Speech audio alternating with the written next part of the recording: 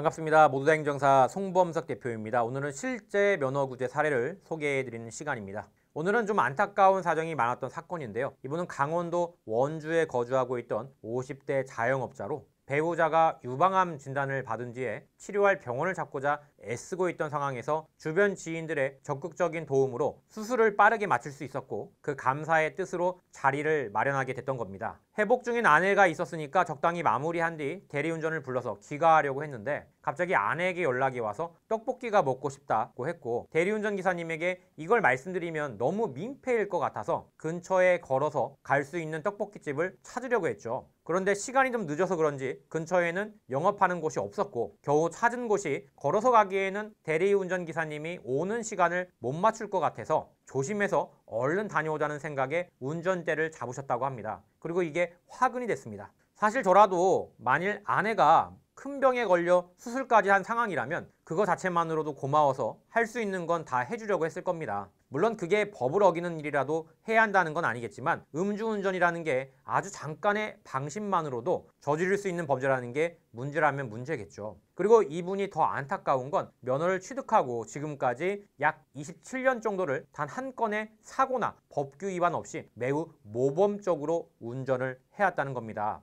이런 사실을 미루어 봤을 때 이분이 정말 한순간의 실수로 음주운전을 한 거라고 봐야 되겠죠. 게다가 운전이 곧 생계인 상황을 본인 스스로도 너무 잘 알고 있었기 때문에 첫 상담 때부터 정말 소위 멘붕에 빠져 있는 상태셨습니다. 이분이 경기도 여주에서 일식집을 운영하고 있었는데 특이하게도 강원도 원주에서 중소기업 대상으로 컨설팅과 유지 보수 업무도 겸하고 있었습니다. 거기에 배우자 명의로 된 호프집까지 떠맡아서 운영하고 있었고요. 다시 말해 쓰리잡을 뛰던 상황이었습니다. 배우자의 암 치료 때문에 가게를 운영할 사람이 없었는데 가게를 접자니 치료비도 감당해야 하니까 결국 혼자서 다 할 수밖에 없었던 거죠. 이러니 하루에 움직여야 하는 거리만 70km에 달했고 재료 구매, 가게 배송, 업체 미팅, 유지 보수 등 면허 없이 가능한 일이 거의 전무했습니다. 또한 치료는 어떻게 잘 됐지만 꾸준히 검사와 향후 치료를 받아야 하기 때문에 앞으로 들어갈 검사비, 치료비, 여기에 부양해야 될 두 자녀까지 있었으니까 면허구제가 절실할 수밖에 없는 상황이었죠. 제가 지금까지 많은 분들에게 면허구제라는 결과를 안겨드렸지만 이분처럼 절실하고 또 구제를 기뻐했던 분은 처음이었습니다. 그만큼 너무나 중요했던 거죠. 물론 저를 찾아오시는 많은 분들은 다 면허가 매우 중요한 사람들이죠. 하지만 면허가 중요하다고 해서 구제가 된다는 보장은 없습니다. 그래서 저는 늘 살 얼음판을 걷는 기분으로 한 발 한 발 조심스럽게 그리고 확실하게 준비할 수밖에 없죠. 그래야 저를 믿고 찾아온 분들에게 제대로 된 결과를 드리고 삶을 지탱할 기회를 다시 얻을 수가 있으니까요. 그러나 아직도 많은 분들이 이런 기회를 제 발로 차버리거나 엄한 곳에 가서 시도했다가 있는 기회를 날려버리는 경우가